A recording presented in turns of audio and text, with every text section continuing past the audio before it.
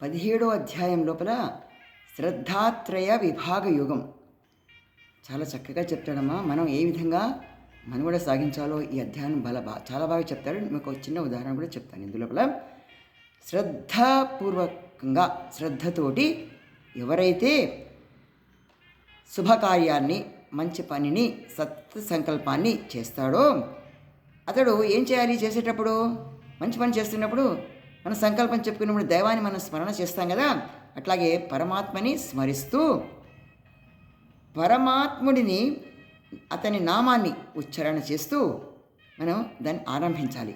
మనం గణానాన్త్వా గణపతిగిం హవామహి అనుకుంటూ మనం గణపతిని ప్రార్థన చేసి మనం పూజ చేస్తాం కదా.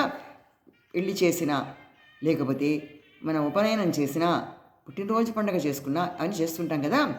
ఎప్పుడైనా సరే శ్రద్ధతోటి భగవంతుడి నామాన్ని మనం ఉచ్చారణ చేస్తే ఆరంభం చేసుకోవాలి అని మనం చెప్తున్నాడు. ఇంతే కాదమ్మా, ఎందుకు తెలుసా చెప్తారు ఇక్కడ. అనుద్వేగకరం వాక్యం సత్యం ప్రియహితం చయత్ స్వాధ్యాయాభ్యసనం చైవ వాంగ్మయం తప ఉచ్యతే. ఎవరైనా సరే అనుద్వేగకరం వాక్యం, కష్టమైనటువంటివి, చాలా కఠినతరమైనటువంటివి పదాలని మనం, ఇతరులకి ఇష్టం కాని పదాలను మనం ఎప్పుడు కూడా వాడకూడదు. అనుద్వేగకరం వాక్యం చెప్పకూడదు. సత్యం ప్రియ హితం చేయదు. ఇప్పుడు ఎటువంటి చెప్పాలయ్యా మరి? వాళ్ళకి సత్యమైనటువంటివి, ప్రియాన్ని కూర్చేటువంటి, అంటే వాళ్ళకి ఆనందాన్ని అందించేవి, స్వావలంబనాన్ని కూర్చేవి, సంతోషాన్ని అందించేవి, స్వాధ్యాయాభ్యసనం. ఇవన్నీ ఎట్లా వస్తాయి? మీరు చెప్తాం, బాగానే ఉందే, మీరు చెప్పారు భగవాన్, ఎట్లా వస్తాయి మాకంటే స్వాధ్యాయాభ్యసనం చేయవా. నేను చెప్పాను, నువ్వు అధ్యయనం చేయి. నీ అంతటి నువ్వు దాన్ని లోపల నువ్వు దాన్ని ఏం చేయాలి? నువ్వు అనునిత్యము కూడా ఈ విధంగా చేస్తే మంచిగా ఉంటుంది. కాబట్టి ఇది చేద్దామని నువ్వు అనుకుంటూ మంచి పనులు చేయడానికి సంకల్పంతో ఉండు. నువ్వు స్వాధ్యాయం చేయి, స్వాధ్యాయాభ్యసనం చేయి, వాంగ్మయం తప ఉచ్యతే. అటువంటి మంచి వాక్యాలతో మీరు ముందుకు రాండయ్యా.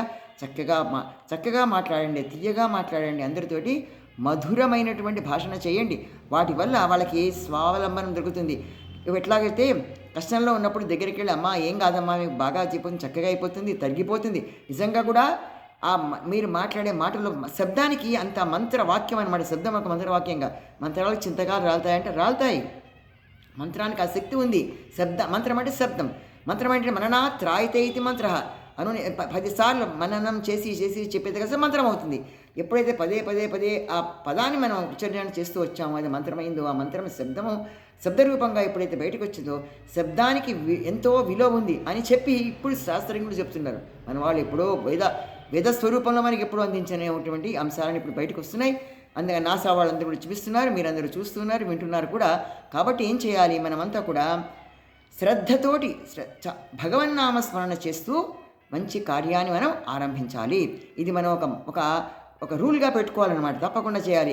ఏ మంచి పని చేసినా సరే బయటికి వెళ్తున్నాం అనుకో, ఆపదామపహర్తారం దాతారం సర్వసంపదాం లోకాభిరామం శ్రీరామం భూయో నమామి అహం అని దేవుడికి నమస్కారం చేసుకుంటూ ఆ శ్లోకాన్ని చదువుకుంటూ మనం బయటికి వెళ్తే మనకు ఏమైనా అపాయాలున్నా ఏమన్నా కూడా రాకుండా భగవంతుడు మన వెన్నంటి ఉంటాడమ్మా. తప్పకుండా భగవద్ధ్యానంతో మంచి నామాన్ని స్మరణ చేసుకుంటూ సత్సంకల్పతోటి ప్రతి పదాన్ని ఉచ్చారణ చేసుకుంటూ మాటల చేత మన్ననలు పొందారే దేవతలు. కాబట్టి మరణానికి మనం కూడా దేవత అనుగ్రహానికి పాత్రం అవుదాం. జై శ్రీకృష్ణ.